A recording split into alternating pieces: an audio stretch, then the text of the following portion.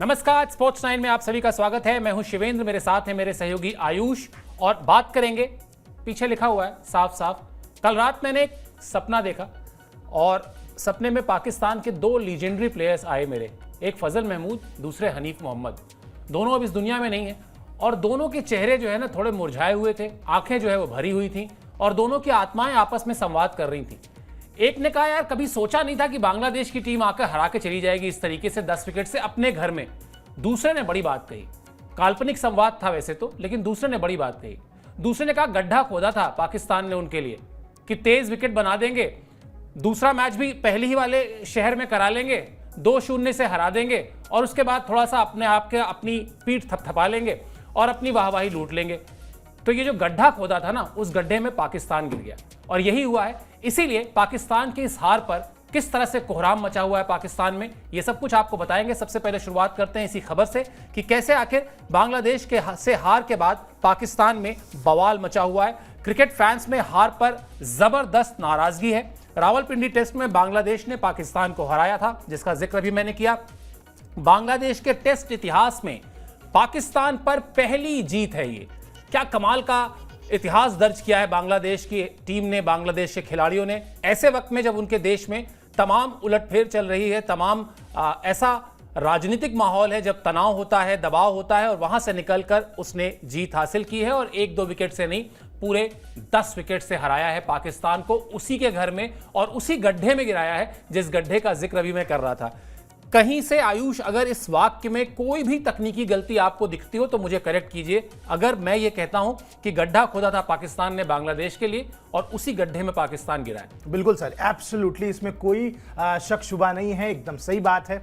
आपने शुरुआत की कि भाई एक ही जगह पर दोनों टेस्ट मैच करा लेंगे हम, दर्शक आपके हैं, ग्राउंड आपका है, उसके बाद जिस तरीके से माहौल सेट रहता है कि भाई एकदम हरी विकेट डालने वाले हैं हम, ऑस्ट्रेलिया से क्यूरेटर मंगाया जा रहा है, उसको विकेट बनाने को बोला जा रहा है, हरी हरी घास छोड़ी गई है। उसके बाद ऐसा लगता है कि आपने 4 तेज गेंदबाज खिलाए हैं। मतलब इंडियन सब कॉन्टिनेंट में अगर आप सोचें कि एक टीम टेस्ट मैच खेल रही है, वो भी बिना एक प्रॉपर फुल टाइम स्पिनर के, ये बहुत ताजुब की बात है। और उसके बाद जो गड्ढा उन्होंने खोदा था सर, कोई स्पिनर ना रखने का, उसी स्पिनर के जाल में सेकंड इनिंग्स में पूरी तरीके से धंस गई पाकिस्तान की टीम। 7 विकेट जो है वो स्पिनर्स ने चटकाए हैं और बता दिया कि भाई अपनी स्ट्रेंथ पे खेलना अच्छी बात है, लेकिन आपको इतना पता होना चाहिए कि इंडियन सब कॉन्टिनेंट में किस तरीके से मुकाबला खेला जाता है। कोई बहुत ज्यादा टर्न नहीं थी और सर ये मैं कहूंगा कि ब्रेन फेड मोमेंट हो गया एक तरीके से पूरे पाकिस्तान की टीम के लिए, क्योंकि जिस तरीके से विकेट पे कुछ नहीं हो रहा था, चौथे दिन तक इतने सारे रन बन गए, 5वें दिन अचानक से क्या हो जाता है, टर्न हमने 5वें दिन भी नहीं देखा, गेंद क्या रुक नहीं रही थी या क्या था, पूरी टीम एक के बाद एक जिस तरीके से विकेट गंवा के चली जाती है, सेट बैट्समैन आउट हो जाते हैं। बिल्कुल ये समझ में आता है सर कि टीम में यूनिटी नहीं है। लगातार बहुत सारे खिलाड़ी हैं जो ये बात कह रहे हैं कि भाई टीम में जिन मुद्दों पे बात करनी चाहिए शायद उन पे कोई बात कर ही नहीं रहा है, और बार बार ये यूनिटी का जो परचम लहरा रही है पूरी टीम कि भाई हमारा जो ड्रेसिंग रूम है वो यूनाइटेड है, ये बिल्कुल गलत बात है। क्योंकि अगर टीम यूनाइटेड होती, ड्रेसिंग रूम का माहौल बेहतर होता, तो शायद इस तरीके का प्रदर्शन, इस तरीके का इतिहास रचने वाली हार आपकी नहीं होती कि भाई आप पहली बार बांग्लादेश से टेस्ट क्रिकेट में हार जाएं। और सर ये केवल 9वीं हार है। बांग्लादेश ने केवल 9 बार पाकिस्तान की टीम को हराया आज तक, अक्रॉस फॉर्मेट अगर टोटल बात कर ले तो इससे पता चलता है कि बांग्लादेश तो ग्रो कर रही है, लेकिन पाकिस्तान का क्रिकेट कहां जा रहा है ये पाकिस्तान वाले खुद भी नहीं जान पा रहे हैं सर। बिल्कुल, मुझे लगता है यूनिटी है, तो आपको क्यों नहीं दिख रही यूनिटी? फेल होने में यूनिटी है, आप भी फेल होइए, हम भी फेल होते हैं, हम सब मिलके फेल होंगे। हम यूनिटी कैसे नहीं, यूनिटी हमारे लिए यूनिटी यही है कि हम जो करेंगे सब एक साथ करेंगे, हम फेल होंगे तो सब एक साथ फेल होंगे, ताकि फिर किसी एक को ना सिंगल आउट किया जा सके कि इसकी गलती है साहब, इसकी गलती है। तो यूनिटी की परिभाषा वहां बदल जाती है। कुछ दिन पहले इसी शो पे हम लोग बात कर रहे थे ना कि पीसीबी इज इक्वल टू मजाक, आप लिख लीजिए तो चल जाएगा। चलिए खैर, शान मसूद जो कप्तान है उन्होंने क्या कहा है इस हार के बाद, जरा दिखाते हैं और फिर समझने का प्रयास करेंगे। हम बहुत दिमाग लगा रहे थे, समझ नहीं पाए, आयुष का भी दिमाग थोड़ा सा खर्च कराएंगे। 4 तेज गेंदबाजों के साथ खेलना मैं इसे बचाव के लिए इस्तेमाल नहीं करूंगा, लेकिन हम इस रणनीति को जिस तरह सोचकर मैदान में उतरे थे वैसा नतीजा हमें नहीं मिला। इस हार की 1-2 नहीं कई वजह हैं। पहले दिन लगभग आधे दिन का खेल नहीं हो पाया, 4.5 दिन के हिसाब से हमने मैच खेला। हम यहाँ 9 दिन से थे, हर रोज पानी बरस रहा था, लेकिन मैच में पहले दिन को छोड़ दें तो बिल्कुल भी पानी नहीं बरसा।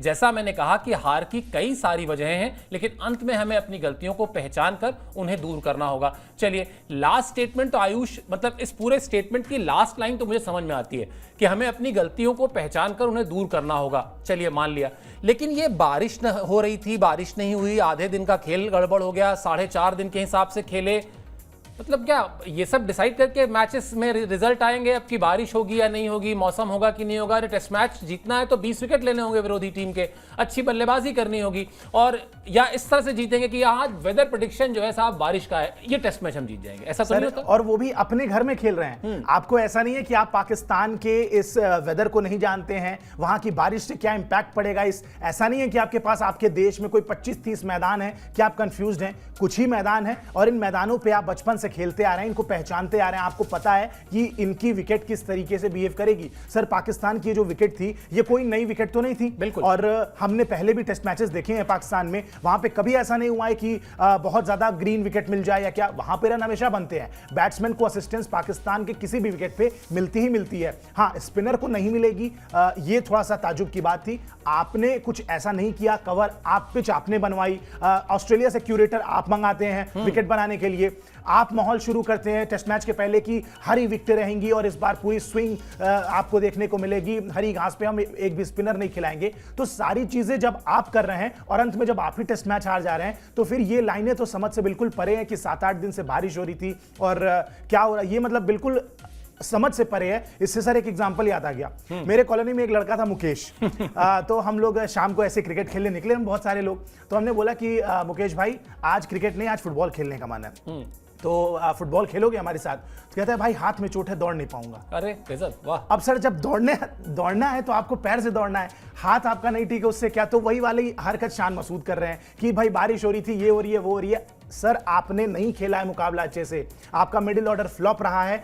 आपकी टीम 2 सेशन में क्रम्बल आउट हो गई है एक ऐसी विकेट पे जहां पे ना टर्न है, ना स्पिन है, ना स्विंग है, कुछ भी नहीं है, कुछ एक्स्ट्राऑर्डिनरी बॉलिंग भी नहीं की उन खिलाड़ियों ने, और आपकी टीम अपने घर में अपने क्राउड के सामने इस तरीके से हारेगी। आप इसको कैसे डिफेंड कर रहे हैं और ये सारे बहाने कैसे दे रहे हैं? मतलब एक्सेप्ट कौन कर रहा है? ऊपर की अथॉरिटी क्या सोच रही है? मुझे तो बिल्कुल समझ नहीं आ रहा है सर। बिल्कुल आयुष, और उस दिन मैं बात कर रहा था ना कि परीक्षा को पास करने के लिए पाकिस्तान ने नया नियम बनाया है कि इम्तिहान अपने घर पे बैठ के देंगे, किताब साथ में रख के बैठेंगे, एक टीचर भी रखेंगे जो अगर हम कुछ गलत करें तो उसी समय सही करा दे कि नहीं नहीं नहीं आप गलत करो, ये 3x3 9 होता है, 8 नहीं होता है। इस तरह के कोई एक आसान सा उदाहरण ले लेते हैं। ये सब करने के बाद भी अगर आप फेल हो जाएं तो फिर समझना चाहिए कि आखिर दिक्कत है कहां पर। मतलब 3x3 8 पाकिस्तान कर भी सकती है, बिल्कुल कर सकती है। अलावा कोई ये काम आप नहीं बता रहे थे किस्सा, मुझे भी एक दिन किस्सा याद आ, तो हमारे जो कैमरामैन साहब हैं विपिन जी बता रहे थे कि एक स्टूडियो में कहीं उन्होंने लाइटिंग की, तो 3 तरह की लाइटिंग होती है, की लाइट होती है, एक फिल लाइट होती है, एक बैक लाइट होती है। अब इसमें आसानी सी बात है कि बैक लाइट जो पीछे से आती होगी, लेकिन एक सज्जन कोई थे जिन्होंने शिकायत की कि आंखों में लाइट बहुत चुभ रही है। तो विपिन जी ने पूछा कि भाई लाइट कैसे चुभ रही है आंखों में, कहाँ की लाइट चुभ रही है, कौन सी लाइट चुभ रही है? तो उनका बैक लाइट बहुत चुभ रही है। तो वैसे ही पैर में चोट है, लेकिन अरे हाथ में चोट है लेकिन फुटबॉल नहीं खेल सकते, कोई बात नहीं। चलिए, मैच जिन लोगों ने नहीं देखा उनके लिए थोड़ा सा समरी में बता देते हैं कि कैसे डिक्लेयर करने के बाद पहली पारी में पाकिस्तान की टीम जो है लड़खड़ाई, और फिर ऐसा लड़खड़ाई कि वो औंधे मुंह गिर ही गई। पहली पारी में डिक्लेयर करने के बाद पाकिस्तान की ये हार है। पहली पारी में पाकिस्तान ने 448 रन बना के डिक्लेयर किया था 6 विकेट के स्कोर पर, और यहां पर टीम जब पहुंची थी अपने ड्रेसिंग रूम में तो ये माने बैठी थी कि बॉस काम कर लिया है, 450 रन जोड़ दिए, अब क्या ही बांग्लादेश बनाएगी। लेकिन बांग्लादेश ने कहा हम बताते हैं आपको, 565 रन बना दिए, यानी 100 रन से ज्यादा की बढ़त ले ली। और ये जो 100 रन से ज्यादा की बढ़त थी, इस बढ़त का दबाव कह लें या ये कह लें कि पाकिस्तान की टीम का जो ओवर कॉन्फिडेंस था वो टूटा, या पाकिस्तान ये सोचकर ही नहीं बैठा था कि बांग्लादेश की टीम 500 से ज्यादा रन बना भी सकती है। कहीं ना कहीं पूरे के पूरे कैलकुलेशन में गड़बड़ हुई है। शायद इसीलिए अगर पता होता, जो शान मसूद कह रहे हैं या जो क्रिकेट के और थिंक टैंक रहे होंगे, बाबर आजम हैं, शाहीन शाह अफरीदी हैं, ये सब बड़े सीजन प्लेयर हैं आयुष, इन्होंने डिसाइड किया होगा ना कि 450 बना दिया यार बहुत है, वरना आप इसमें 100 रन शायद और जोड़ते, और 100 रन और जोड़ते तो शायद बांग्लादेश पर दबाव होता कि 500 रन बन गए, अब हम क्या करें। मतलब कहीं ना कहीं कंप्लीट मैच की जो अंडरस्टैंडिंग है ना, वही कोलैप्स हो गई पूरी तरीके से सर। मतलब मैं तो बस आपसे ये पूछूंगा कि एक टीम डिक्लेयर कब करती है सर? जब यही लगता होगा जो मेरी सोच है, मुझे लगता है कि एक टीम या कप्तान या मैनेजमेंट डिक्लेयर करने का तभी डिसाइड करता है जब उसको लगता है कि भाई हम इतने रनों में एटलीस्ट 2 बार उस टीम को ऑल आउट कर सकते हैं, या अगर इन केस नहीं भी होता है तो हम एक अच्छी खासी लीड ले सकते हैं। हमारी अगर बल्लेबाजी चौथी पारी में आती भी है, मतलब डिक्लेयर तो फॉलो ऑन के लिए ही किया जाता है मोस्ट प्रोबेबली, कि आपको फॉलो ऑन ना खेलना पड़े, लेकिन अगर आप उस टीम को ठीक ठाक खेल भी लेती है तो आप ये एक्सपेक्ट करते हैं कि 50-60 रन 100 रन का टारगेट हमें मैक्सिमम मिलेगा। डिक्लेयर आप तभी करते हैं जब आप उस तरीके के फ्रेम ऑफ माइंड में होते हैं, और अगर 448 पे आपने डिक्लेयर कर दिया, ये बताता है कि आपकी पूरी असेसमेंट ही गलत हो गई सर। बिल्कुल, ये एज ए टीम आप पूरी तरीके से पूरा थिंक टैंक, और मुझे लगता है केवल कप्तान साहब को दोष नहीं देना चाहिए। बिल्कुल नहीं, सबने सोचा होगा, सबने डिसाइड किया होगा। आप बता रहे हैं सर कि बाबर आजम है, इतने सारे बड़े बड़े खिलाड़ी हैं, सबने पिच को देखा होगा, उसके बाद उनको पिच ना समझ में आई, ना उन्होंने विकेट को अच्छी तरीके से रीड किया, डिक्लेरेशन उनका बहुत गलत टाइम पे आया, उनके गेंदबाज उस तरीके के फॉर्म में नहीं थे। मतलब सर इस पूरे मैच में कोई टिक करने वाली चीज तो उनके लिए है ही नहीं। सारी बॉक्सेस जो हैं वो क्रॉस वाले हैं, सारी चीजें गलत की हैं, और तभी ये मुकाबला यहां पे हार के बैठे हैं। और सर बांग्लादेश की हम बात कर रहे थे, बांग्लादेश की एक बात मैं बोलना चाहूंगा। यहां पे देखिए सर, स्कोर कार्ड मेरे सामने खुला हुआ है। 199 पे 4 विकेटें थी उनकी, और 218 पे 5। 218 पे 5 विकेटें गिरने के बाद आपको पता है कि 450 रन अगली टीम ने बना रखे हैं। उसके बाद भी जिस तरीके से मुशफिकुर रहीम और जो लोअर मिडिल ऑर्डर है वो जूझता रहा, धीरे धीरे रन बनाता रहा इंटेंट के साथ, और तब जाके 565 तक पहुंचे हैं वो। तो कहीं ना कहीं ये बताता है कि पाकिस्तान भी शायद स्टार्टिंग में अगर आपके 3-4 विकेट सेकंड इनिंग में गिर भी गए तो मिडिल ऑर्डर को संभालना चाहिए था, और वहां पे जिस तरीके की गलती हुई पाकिस्तान से, उसी की वजह से उसी का नतीजा है कि आप 1-0 से सीरीज में पीछे हैं, और अब आप सीरीज जीत नहीं पाएंगे। ज्यादा से ज्यादा अगला मैच जीत के ड्रॉ करा सकते हैं अपने घर में बांग्लादेश के खिलाफ। इससे बुरी बात पाकिस्तान क्रिकेट के लिए कोई नहीं हो सकती। बिल्कुल आयुष, और मुझे लगता है आपने बड़ा एक अच्छा प्रश्न किया कि डिक्लेयर कब करते हैं। अब मुझे ऐसा लगता है कि बड़ा विषय है, इस पर थोड़ी बात करनी चाहिए। मुझे ऐसा लगता है कि हर टीम का अपना एक खेलने का तरीका होता है, और डिक्लेरेशन ऐसा नहीं होता कि कप्तान साहब उठे, चाय पी रहे थे और गए, अचानक उन्होंने ऐसे बुला लिया टीम को ना। आप अपने कोच से बात करते हैं, आप सबसे पहले अपने बॉलर से बात करते हैं डिक्लेयर करने से पहले, फास्ट बॉलर से, कि भाई कितना दमखम बचा है, कितना अगर आज 20 ओवर फिर का एक स्पेल डालना होगा पूरे मैच में, एक दिन में कर पाओगे। बॉलर्स जब कहते हैं हाँ हमारे कदम एकदम, हमारे पैर फ्रेश हैं, हम कर सकते हैं, तब आप डिक्लेयर के लिए जाते हैं। अब जो मैंने कहा, टीमों की अलग अलग स्ट्रैटेजी होती है। इंग्लैंड की टीम आज की तारीख में अगर डिक्लेयर कर रही है तो निश्चित तौर पर जान लीजिए कि वो इसलिए डिक्लेयर कर रही है कि वो मैच में ना ड्रॉ चाहती है, ड्रॉ बिल्कुल नहीं चाहती, वो चाहती है नतीजा निकले, भले हार जाए, ठीक है, लेकिन हम जाएंगे जीतने के लिए और जीत के लिए जाएंगे। पाकिस्तान की टीम क्यों डिक्लेयर करती है? पाकिस्तान की टीम की हिस्ट्री उठा के देख लीजिए पिछले 1 दशक की। पाकिस्तान की टीम डिक्लेयर तभी करेगी जब वो ये 200% श्योर हो जाए कि हम हारेंगे नहीं ये मैच। उनका पहला जो पॉइंट होगा वो ये कभी जीतना नहीं होता, उनका पहला हमेशा होता है कि हारना नहीं है हमको। तो इस मैच में 450 के करीब रन बनाकर जो डिक्लेरेशन किया होगा शान मसूद ने, 100% में ये दावे से कह रहा हूं, ड्रेसिंग रूम में कोई खिलाड़ी आज नहीं, आज से 10 साल बाद ये बात बोलेगा, देख लीजिएगा कि हमारे बीच आपस में बातचीत हुई थी और हम लोग एकदम 100% श्योर से थे कि हम यहां से हार नहीं सकते। और जीत जाए तो बहुत अच्छी बात है, लेकिन या तो मतलब सर ये तो बहुत डिफेंसिव अप्रोच हो गई। फिर यही इसी अप्रोच से आपने देख लीजिए मैचेस। आपको क्या लगता है 2006 में लाहौर में पाकिस्तान ने विकेट बनवाई, वो विकेट मतलब सड़क भी नहीं, ऐसा समझ लीजिए कि उस विकेट की मतलब कोई तुलना ही नहीं है। मतलब उस विकेट पे आप भी अगर जाकर अनुशासन के साथ बल्लेबाजी कर देते तो रन्स बन जाते।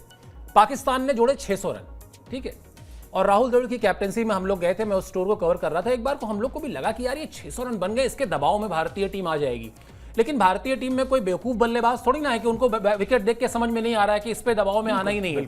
413 रन जोड़े थे वीरेंद्र सहवाग और राहुल द्रविड़ ने, और सिर्फ कुछ रन रह गए थे, वरना वो विनू मांकड़ और पंकज रॉय का कई साल 50 साल पुराना रिकॉर्ड था उस वक्त का, पहले विकेट की साझेदारी का।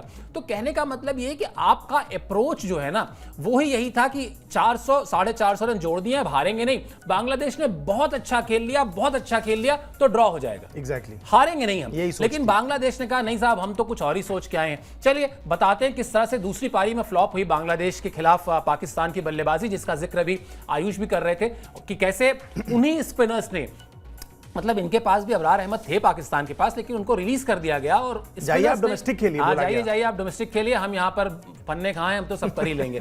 खैर हुआ क्या, आपके सामने कप्तान शान मसूद सिर्फ 14 रन बनाकर आउट हुए। पहली पारी में भी फ्लॉप हुए थे, पहली पारी में सिर्फ 6 रन बनाए थे, और अब इस हार के बाद उन पर भी सवाल उठ रहे हैं। आयुष अब जाएं तो जाएं कहां? बाबर आजम कप्तान थे, हार रहे थे, आपने उनको हटाया, आपने कहा साहब शान मसूद को मौका देते हैं। अब शान मसूद ने कहा लो जी हम बांग्लादेश से ही हार जाएंगे, तो अब लोग कह रहे हैं कि इससे अच्छे तो बाबर ही थे, कम से कम बड़ी टीमों से हारते थे, इंग्लैंड से हारते थे, ऑस्ट्रेलिया से हारते थे, और बांग्लादेश जिम्बाब्वे को हरा के थोड़ा बहुत तो बचाते थे शान, और घर में सड़क पे रन भी बना के दे देते थे आपको। अब क्या करें, मतलब आप आज वैसे आप भी नहीं बनेंगे, अगर आपको मैं कहूं कि पीसीबी के चेयरमैन नहीं बनेंगे? नहीं सर, मैं इधर स्टूडियो में ठीक हूं, मुझे पीसीबी का चेयरमैन नहीं बनना है सर। लेकिन फिर भी अच्छा, अब अगर इस पर करें क्या? पाकिस्तान में जो ये सवाल है कि भाई अब क्या किया जाए। बाबर आजम जैसा मैंने कहा हटा दिया आपने, शान मसूद को दे दिया, शान मसूद बांग्लादेश से हार गए, अब आगे क्या? What's next? सर एग्जैक्टली ये तो पीसीबी को सोचना चाहिए, क्योंकि हम भी यहां से बैठ के कुछ सजेस्ट नहीं कर पाएंगे क्या, क्योंकि बाबर आजम के अलावा कोई और कप्तान मुझे सीरियसली इस टीम में नजर नहीं आता है। बाबर आजम शायद वो इकलौता नाम है जिसपे टीम के मोस्टली लोग, मेजॉरिटी ऑफ द लोग जो हैं वो उस पे हामी भरते हैं कि हाँ ये कप्तान है, और शायद यूनिटी की कमी टीम में इसीलिए हो रही है क्योंकि शान मसूद को लोग उतना पसंद नहीं कर रहे हैं टीम में। बहुत ज्यादा उनकी परफॉर्मेंस भी ऐसी नहीं आई है। टेस्ट क्रिकेट में कुछ रन बनाए थे, उसके बाद नया कैप्टनसी दे दी गई, और मुझे लगता है कि उसी प्रेशर के अंडर में वो खेल रहे हैं। अब उनकी बल्लेबाजी भी खराब हो रही है उस चक्कर में, और टीम भी अच्छा नहीं कर पा रही है। और टेक्निकली भी अगर सर मैं इन सारी चीजों से इतर अगर मैं देखूं तो मुझे नहीं लगता है कि शान मसूद कैप्टनसी मटेरियल हैं। उनके पास वो चीज़ नहीं समझ में आती है, मतलब वो क्लूलेस नजर आए पूरे मैदान में। डिसीजन क्या लेना है, कब डिक्लेयर करना है, क्या, ये सारी चीज़ें टैक्टिकल चेंजेस होते हैं जो एज ए कैप्टन आप कैसे लेते हैं, क्या लेते हैं, इन पे सबकी नज़रें होती हैं। और इन्हीं सारी चीज़ों से समझ में आ जाता है कि भाई आप किस तरीके के कप्तान हैं, गट्सी कप्तान है या क्या कप्तान है। मुझे बड़ा डिफेंसिव अप्रोच समझ में आया जो कि पाकिस्तान क्रिकेट का आपने बताया कि शुरू से रहा है, लेकिन फिर भी शान मसूद के अंदर सर कैप्टनसी मटेरियल नहीं मिलता है। मैं आपसे पूछना चाहूंगा आपको क्या लगता है, शान मसूद हैं वो कैप्टन मटेरियल? मुझे तो नहीं समझ में आते हैं। आयुष देखिए बड़ी पुरानी कहावत है, लेकिन मतलब ना 16 आने बिल्कुल खरी।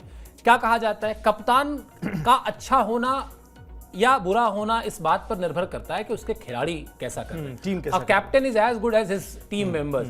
अब आप आइए, आपने जो बात कही उसी का एक दूसरा पक्ष मैं रखता हूं, कुछ ग्राफिक्स पहले दिखा देता हूं। आपके खिलाड़ी ही नहीं चलेंगे तो कप्तान क्या करेगा? अब पाकिस्तान के खिलाड़ी मतलब कौन हुए? शान मसूद तो चलिए कप्तान है, दो खिलाड़ी सबसे पहले लेते हैं, बाबर आजम और शाहीन शाह अफरीदी, यही दो स्टार प्लेयर हैं, कहीं कोई डाउट नहीं है। इस टेस्ट मैच में आप दोनों की परफॉर्मेंस उठा के देख लीजिए। बाबर आजम पहली पारी में खाता तक नहीं खोल पाए थे, यानी 0 का स्कोर लेकर आउट हुए। दूसरी पारी में 22 रन बना पाए, वो बड़ा मुश्किल विकेट था भाई, इतना मुश्किल था कि बाबर आजम उस पर 22 रन बना पाए। अब आते हैं शाहीन शाह अफरीदी, जिसके लिए पाकिस्तान को अगर बस चले तो वो कह दे कि साहब वो क्रिकेट के all time greatest fast bowler हैं, लेकिन उनकी क्या स्थिति है? दोनों पारियों को मिलाकर उन्होंने 32 ओवर में दिए 96 रन और विकेट लिए 2, और वो भी 2 विकेट कहां के लिए हैं जरा देख लीजिए, ऊपर से नीचे तक में निचले क्रम के बल्लेबाजों को आउट करके अपनी मतलब थोड़ी सी शान उन्होंने बचा ली, वरना वो भी अगर 0 रह गया होता विकेट का कॉलम तो अभी आप बता दीजिए। अब सवाल मैं आप ही के ऊपर वापस टॉस कर दे रहा हूं कि मैं कप्तान को दोष दूं या ये पाकिस्तान के स्टार खिलाड़ियों को दोष दूं? नहीं बिल्कुल सर, मतलब अगर टीम सपोर्ट करती शायद तो बिल्कुल कप्तानी बेहतर नजर आती, लेकिन आपकी बात और इसमें जोड़ देते हैं, आप ही ने भी बताया कि 250 के आसपास 5 विकेटें थी, वहां से 565 रन अगर बनने दिए तो उसमें शान मसूद क्या करेंगे? क्या कर रहे थे शाहीन शाह अफरीदी और बाकी वो जो नसीम शाह और मतलब सारे जो यंग लॉट है, एग्जैक्टली जिनके लिए पिच बना दी, जिनके लिए आपने सब कुछ कर दिया, वो क्या कर रहे थे? बिल्कुल एक टेस्ट मैच में अगर आपके तेज गेंदबाजों का ये आंकड़ा है, मतलब आप देखिए 30 ओवर शाहीन शाह अफरीदी ने डाले हैं, नसीम शाह ने 28 ओवर डाल दिए, लगभग 29 ओवर खुर्रम शहजाद ने डाल दिए और मोहम्मद अली ने 31 ओवर डाल दिए। और इकोनॉमी जैसी भी रही हो, लेकिन विकेट बहुत ज्यादा किसी को मिली नहीं। तो बिल्कुल कप्तान क्या करेगा? आपके सारे गेंदबाज इस तरीके से पिट रहे हैं। उसके बाद सर नसीम शाह जो हैं वो उल्टा पीसीबी को दोष देते हैं कि भाई आप इस तरीके की विकेटें हमको लगातार बना के दे रहे हैं और हमें नहीं समझ में आ रहा कि हमें ऐसे विकेटें क्यों मिल रही हैं, एटलीस्ट स्पिनर को असिस्ट करने वाली विकेटें शायद आप दे देते, ज्यादा बेहतर होता। ये सारी चीजें एक तो नहीं समझ में आती हैं, दूसरी गेंदबाज होने के नाते सर इसी टेस्ट मैच में एक आंकड़ा भी आ रहा था, उस आंकड़े पे भी आपसे एक सवाल लेना चाहूंगा, मैं आपका रिएक्शन चाहूंगा। बिल्कुल।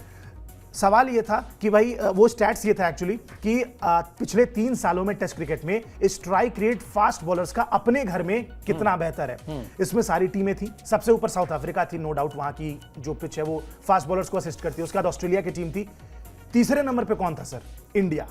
इंडिया में जैसी विकेटें होती हैं, सबको ये बात पता है कि as a fast bowler India में गेंदबाजी करना बहुत मुश्किल है, क्योंकि यहां पे आपको कंधे का अलग से जोर लगाना पड़ता है और तब जाके विकेटें मिलती हैं। विकेटों से बहुत ज्यादा बाउंस या हरकत नहीं मिलती है आपको। उसके बाद भी सर भारतीय तेज गेंदबाज तीसरे नंबर पे थे उस लिस्ट में। स्ट्राइक रेट की बात है, और ये कि पिछले 2, 4, 5 टेस्ट की बात नहीं है, पिछले 3 साल का स्पैन लिया गया। और उसमें ऊपर से नीचे हम आते गए, बांग्लादेश भी थी, श्रीलंका भी थी अपने होम कंडीशन में, और पाकिस्तान सबसे लास्ट में थी स्ट्राइक रेट के मामले में। एंड देन दे से कि we are the best bowling attack in the world. कैसे जस्टिफाइड है ये? आप एक काम करिए, इसमें एक चीज और जोड़ लीजिए, वर्ल्ड टेस्ट चैंपियनशिप की पॉइंट टेबल चले जाइए, वहां एक ही टीम है जो पाकिस्तान से नीचे रह गई, वरना पाकिस्तान सबसे आखिरी नंबर पर है। बाकी कहने दीजिए, कहने को तो वो कह ही रहे हैं कि we are the best. Babar Azam दुनिया के सबसे अच्छे बैट्समैन हैं और शाहीन शाह अफरीदी दुनिया के सबसे अच्छे गेंदबाज हैं, फास्ट बॉलर हैं, लेकिन नतीजा है कि बांग्लादेश 10 विकेट से हरा के जा रही है और वहां हनीफ मोहम्मद और फजल महमूद की आत्माएं जो हैं वो रो रही हैं। तो ये कोई मतलब इसमें रॉकेट साइंस कोई है ही नहीं है आयुष। ये पाकिस्तान में पिछले 1-1.5 दशक में क्रिकेट में जो थाली पीटी गई है ना, जबरदस्ती का ड्रम बजाया गया है, चिल्लाया गया है कि जी हम तो ये जीत सकते थे, हम तो वो जीत सकते थे। कोई भी जीत अगर मिली है तो वो बस किस्मत से मिल गई है, उस दिन किस्मत ने साथ दे दिया और आप कोई बड़ा एक खिताब जीत गए या कोई एक बड़ा क्रूशियल आप मैच जीत गए। वरना अपने पोटेंशियल की बात कर लें, अपनी कंसिस्टेंसी की बात कर लें, अपनी काबिलियत की बात कर लें, वहां एक बड़ा सिफर दिखाई दे रहा है जो बाबर आजम ने पहली पारी में बनाया, उतना ही बड़ा है लगभग। और सर बाबर आजम को मैं तो कहता हूं आखिरी पिछले 1.5-2 साल का स्पैन निकाल के देखते हैं, कौन सी बड़ी पारी खेल के उन्होंने अक्रॉस फॉर्मेट, ये भी नहीं कहता हूं कि मैं टेस्ट मैच, कौन से अक्रॉस फॉर्मेट उन्होंने मुकाबला अपने दम पे जिताया है। 2023 का वर्ल्ड कप निकल गया, टीम का खराब प्रदर्शन, बाबर आजम का खराब प्रदर्शन, 2024 का T20 वर्ल्ड कप चला गया, कुछ नहीं किया इन्होंने। ऑस्ट्रेलिया दौरे पे जाते हैं, वहां रन नहीं बनाते, चलिए ऑस्ट्रेलिया में तो आपसे एक्सपेक्ट भी नहीं करते हैं। अब जब वापस इंडिया में आए, अपने पाकिस्तान में आए हैं आप, अपने देश में जहां सड़कों पे तो रन बना ही सकते हैं आप, सड़क पे भी रन नहीं बन रहे हैं सर, 0 पे आउट होकर चले जा रहे हैं। अब कहां रन बनाएंगे? और फिर कैसे ये बोल लेते हैं कि सबसे बड़े बल्लेबाज हैं, विराट कोहली से कंपैरिजन कर दे रहे हैं। अरे मालिक कुछ तो सोचो, स्टैट्स देखो, रिकॉर्ड देखो, कितने मुकाबले कोहली ने कहां जिताए हैं, बाबर आजम जिता भी नहीं पा रहे हैं। किस तरीके से कंपैरिजन हो रहा है। और एक उधर शाहीन शाह अफरीदी है जिनको McGrath plus Dale Steyn plus Bumrah सब बना के बता दिया जा रहा है। पता नहीं क्या सोच है, और उनके लोग भी इस तरीके की बयानबाजी करते हैं तो बिल्कुल समझ नहीं आता सर। बिल्कुल आयुष, बड़ी सीधी सी जिंदगी की सीख है कि जब आप किसी परेशानी को, किसी मुसीबत को सॉल्व करने जा रहे हो ना, तो सबसे पहले आपको ये मानना पड़ेगा कि हाँ ये परेशानी है, ये दिक्कत हमारे साथ है, तभी आप उस दिक्कत का समाधान कर पाएंगे। जब तक आप उस दिक्कत की तरफ ऐसे कर लेंगे कि साहब नहीं दिक्कत नहीं है, दिक्कत हमें तो दिक्कत नहीं दिख रही, तो फिर वो दिक्कत कभी सॉल्व होगी भी नहीं। चलिए, अब जो हमने कहा था ना गड्ढा खोदा था, गड्ढा क्यों खोदा था उसको थोड़ा सा बता देते हैं आपको।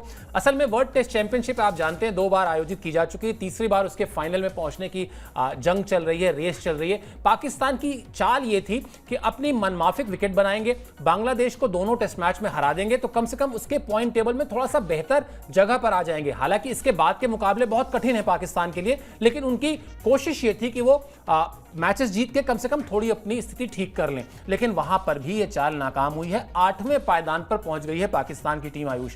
पिछले 4 टेस्ट मैच में लगातार हार का सामना करना पड़ा है पाकिस्तान को, और जो मैंने कहा कि बांग्लादेश को तेज विकेट पे घेरने का प्लान था, इसीलिए कराची में जो दूसरा टेस्ट मैच था उसको रातों रात एक नई नौटंकी क्रिएट की गई कि साहब वहां पे बड़ी धूल है, वहां मरम्मत का काम चल रहा है, एज इफ कि रातों रात मरम्मत का काम शुरू हो गया। चेंज कर दिया गया वेन्यू चेंज कर दिया गया, कहा गया नहीं रावलपिंडी में ही खिला लेंगे। किसी ने जाकर आयुष यही तो कहा होगा कि अरे क्यों कराची जाके खेलना है, क्यों रिस्क लेना है, यहाँ मनमाफिक विकेट बना दिए, यहाँ पे तेज 4 गेंदबाज खिलाई ने, कहाँ ही बांग्लादेश जीतने वाला, यहीं पे दोनों मैच जीत लेंगे। कम से कम वो जो पॉइंट टेबल है उसमें भले ही ठीक है, फाइनल तो हम वैसे भी नहीं जा पाएंगे क्योंकि अभी इंग्लैंड और साउथ अफ्रीका से खेलना है, लेकिन कम से कम वहां थोड़ा सा अच्छा दिखने लगेंगे। आइडिया तो यही रहा होगा। लेकिन सर ये भी तो हो सकता है, आप हो सकता है गलत हो, और हो ये भी सकता है कि सारे पाकिस्तान की जेसीबी अचानक से उसी कराची के स्टेडियम में पहुंच गई हो और आपको फिर लगाओ कि यार नहीं यार बहुत ज्यादा धूल है, यहाँ पे ना दर्शक बैठ पाएंगे और ना मुकाबले हो पाएंगे। ये भी हो सकता है, दर्शक तो पहले भी नहीं आने थे, दर्शक पहले भी नहीं आने थे और अचानक से इनको समझ में आया कि भाई कंस्ट्रक्शन चल रहा है। मतलब इतना तो मुझे भी पता है कि जब घर बनता है तो आपको कुछ महीने एटलीस्ट लग जाते हैं, और ये तो फिर भी स्टेडियम की बात हो रही थी। खैर, जो गड्ढा उन्होंने सर खोदा उसी में खुद फंस के रह गए, यही है सारी चीज का मूल सार, अगर आप पूरी बात की समरी को एनालाइज करने की कोशिश करें। और सर मुझे तो एक और वाकया याद आ गया इसी मैच से रिलेटेड। शाहीन शाह अफरीदी को विकेट मिल नहीं रही थी और बेचारे सोच के आए होंगे मैच में कि जैसे विकेट मिलेगी मैं एक सेलिब्रेशन करूंगा। शायद वो पिता बनने वाले हैं, तो वो ऐसे करके एक सेलिब्रेट करना चाह रहे थे। विकेट उनको मिली नहीं रही, बेचारे सेलिब्रेशन उनका दिमाग में रह गया। वो बार बार इंतजार कर रहे हैं कि मुझे कोई विकेट मिले तब मैं इस तरीके की सेलिब्रेशन करूं, दुनिया को अनाउंस करूं कि हाँ मैं पिता बनने वाला हूं। बहुत अच्छी बात है, कांग्रेचुलेशंस उनको। उम्मीद यही करेंगे कि सब कुछ हेल्दी रहे, लेकिन फिर भी हंसी आ रही है सर, क्योंकि बेचारे कहाँ सोचा होगा कि पहली दूसरी विकेट ही उनको मिल जाएगी टॉप ऑर्डर के किसी बल्लेबाज की, और ये करके शायद वो और एक्साइटेड हो जाएंगे, पम्प्ड अप हो जाएंगे मुकाबले में। कहां जाके बिल्कुल 8वें और 9वें नंबर की विकेट उनको मिली है, तब तक सारा मुकाबला खत्म हो चुका था सर। बिल्कुल, और अब जो बात है वो और खतरनाक मुझे लगती है पाकिस्तान क्रिकेट के लिए, इसलिए अब थोड़ा सा चक्रगन्नी को और घुमाते हैं। अब मुझे बताइए कि बांग्लादेश की टीम ने जिस तरह से, कोई मतलब ऐसा तो नहीं कि 1 विकेट से जीते हैं, 2 विकेट से जीते हैं, बड़ा कन्विंसिंग मैच जीते हैं, 10 विकेट मतलब 10 विकेट से जीते हैं, 550 रन जो बना के जीते हैं, कोई ऐसा नहीं है। और एक तरीके से आपने आउट एंड आउट बिल्कुल पाकिस्तान को ध्वस्त किया है, उसको जिसे कहते हैं कि एकदम निस्तानबूद कर देना, वो वाला। अब बांग्लादेश की टीम ये क्यों ना सोचे कि हम 2-0 से सीरीज जीतेंगे। अगला मैच जो है वो बताते हैं आपको, अगला मैच खेला जाना है, वो भी रावलपिंडी में ही खेला जाना है, और वो मैच शुरू होगा 30 अगस्त से। 23 विकेट पर फिर अब इस बार, अब देखिए कैसे परिस्थितियां बदल गई हैं। अब 23 विकेट पर पाकिस्तान का इम्तिहान होना है, क्योंकि बांग्लादेश ने तो वो इम्तिहान पास कर लिया, अब इम्तिहान होना है पाकिस्तान का। और इसके साथ साथ बांग्लादेश के स्पिनर्स, जिनकी अनदेखी की पाकिस्तान ने, उन्हीं स्पिनर्स ने क्या कमाल की गेंदबाजी की। और जिस तरह से मैंने थोड़ी देर पहले कहा था, ये आखिरी पॉइंट बहुत इंपॉर्टेंट है कि पाकिस्तान को इसके बाद इंग्लैंड और दक्षिण अफ्रीका से सीरीज खेलनी है। तो आयुष, क्या मैं ये गलत 2 चीजें कह रहा हूं, दोनों में से आप बताइए, दोनों सही कह रहा हूं या दोनों गलत कह रहा हूं, या एक सही कह रहा हूं एक गलत कह रहा हूं, अपनी राय रखिएगा। पहली तो ये कि बांग्लादेश क्यों ना सोचे कि हम 2-0 से जीतेंगे, उन्होंने सब कुछ सही किया है आपके विकेट पर। और दूसरा ये कि अब बांग्लादेश ने पहला मैच हरा दिया, मान भी लेते हैं दूसरा आप जीत जाएंगे, तो इसके बाद आपको इंग्लैंड से खेलना है, फिर दक्षिण अफ्रीका से खेलना है। तो आज क्या हम इस स्टूडियो में बैठे बैठे ये कह दें कि वर्ल्ड टेस्ट चैंपियनशिप की फाइनल की रेस से पाकिस्तान पूरी तरह से बाहर हो चुका है? सर ऑफिशियली नहीं, लेकिन यहां पे हम बिल्कुल अनाउंस कर सकते हैं कि बाहर हो चुका है। और एक और चीज सर, हो सकता है जिस तरीके से यहां पे 4 फास्ट बॉलर खिलाए अपने घर में, साउथ अफ्रीका का जाके 4 स्पिनर के साथ ना उतर जाएंगे, क्योंकि इनकी सोच यही जाने क्या सोचते रहते हैं। और दूसरी चीज सर, बिल्कुल बांग्लादेश को ये चीज सोचनी चाहिए एज अ टीम, केवल एक टेस्ट मैच जीतना आपका ये टारगेट नहीं था आपका। और अगर आपको एक अच्छी स्टार्ट मिल गई है सीरीज में, अब आप सीरीज गंवाएंगे भी नहीं, आपके पास इस चीज का डर भी नहीं है। अगर आप ये सीरीज जीतेंगे तो आपके देश में कितना केओस चल रहा है, उसके बीच में शायद क्रिकेट यूनाइट करेगा। और नो डाउट बांग्लादेश के जो क्रिकेट फैंस हैं सर, वो काफी एक्साइटेड होते हैं जिस तरीके से मतलब अपने देश के क्रिकेट को लेके। तो कहीं ना कहीं अगर ये ऐतिहासिक जीत दर्ज होती है, या अगर वो ड्रॉ भी करा लेते हैं टेस्ट मैच, हालांकि उनको जाना जीत के लिए चाहिए, और 2-0 करके आते हैं, तो इससे बड़ा स्टेटमेंट वर्ल्ड क्रिकेट को शायद नहीं दे सकते हैं बांग्लादेश की टीम। व्हाइट बॉल क्रिकेट में उलटफेर करते आए हैं, बड़ी टीमों को हराते आए हैं, लेकिन टेस्ट क्रिकेट में, रेड बॉल क्रिकेट में ये काम करना बहुत बड़ी बात हो जाएगी। और इसकी उम्मीद यही करते हैं कि बांग्लादेश की टीम इस सोच के साथ जाए। पाकिस्तान पे पूरा प्रेशर है, उसी मैदान पे खेल रहे हैं ना, बल्लेबाजी फिर भी बेसिक चली, लेकिन सेकंड इनिंग में फ्लॉप रही, गेंदबाज बिल्कुल नहीं चले, टीम में यूनिटी नहीं है। इससे ज्यादा लोहा नहीं गर्म हो सकता, और यही मौका है कि आपको हथौड़ा मारना होगा।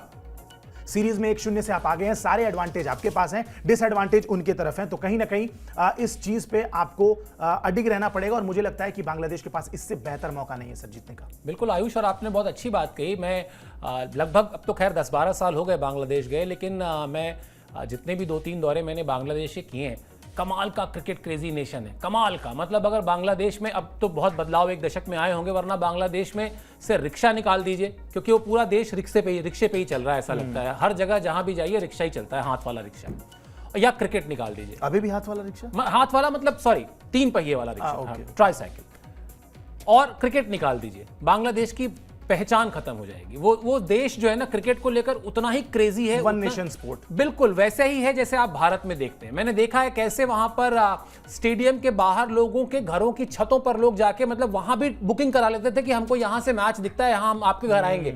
मतलब आयुष का घर मान लेते हैं कानपुर में, ऐसी जगह है जहां से ग्रीन पार्क दिखाई देता है, तो आयुष के सारे दोस्त जो है वहां पे इकट्ठा होकर मैच देखते हैं। इस तरह का माहौल देखा है मैंने, और शहर रुक जाता है। 2011 वर्ल्ड कप में भारत बांग्लादेश का पहला मैच जो था, वो ओपनिंग मैच बांग्लादेश में ही था। एयरपोर्ट से लेके, होटल से लेके, मैदान से लेके, आयुष क्या पागलपन था। मतलब आप एक सेकंड के लिए अगर भाषा ना सुने, आपने कान बंद कर लें, तो आपको ये लगेगा ही नहीं कि आप किसी दूसरे मुल्क में हैं। आपको वैसे ही पोस्टर, वैसे ही ब्रांडिंग। उस देश में अगर मुश्किल वक्त है इस वक्त, तो ये जीत बहुत मायने रखती है।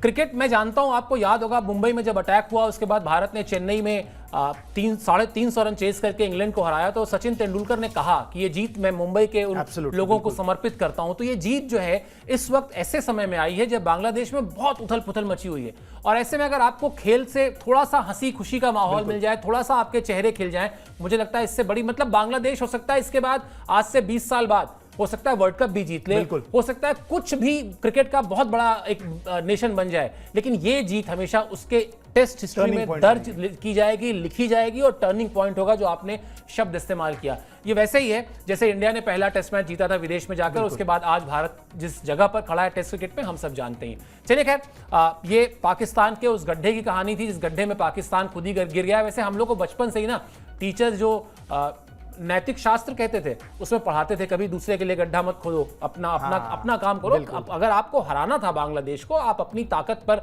चलते, आप उनको उनकी कमजोरी पर अटैक करके देखते, शायद जीत जाते। लेकिन चाल चल के हराने में बड़ी मुंह की खाई है पाकिस्तान में, बड़ी बेइज्जती हुई है, इसमें कोई दो राय नहीं है, और इसीलिए हम कह भी रहे हैं कि शर्मनाक हार है ये। चलिए, और खेल की और दूसरी टीमों की कोई इस तरह की अगर बड़ी खबर होगी जिसको जानना आपके लिए जरूरी है, हम जरूर लेकर आएंगे आपके पास। और वीडियोस, शॉर्ट्स, एक बार फिर यही बता रहे हैं, हर जगह आपको तमाम स्पोर्ट्स की जो कहानियां हैं वो हमने आपके लिए रखी हैं, वहां पर वीडियोस अपलोड किए हैं, जरूर देखिए। एक बार गुजारिश फिर से वही है, स्पोर्ट्स लाइन को सब्सक्राइब कर लीजिए। फिलहाल के लिए मुझे और आयुष को दीजिए इजाजत। इस ब्रॉडकास्ट में इतना ही। बहुत बहुत शुक्रिया और आभार।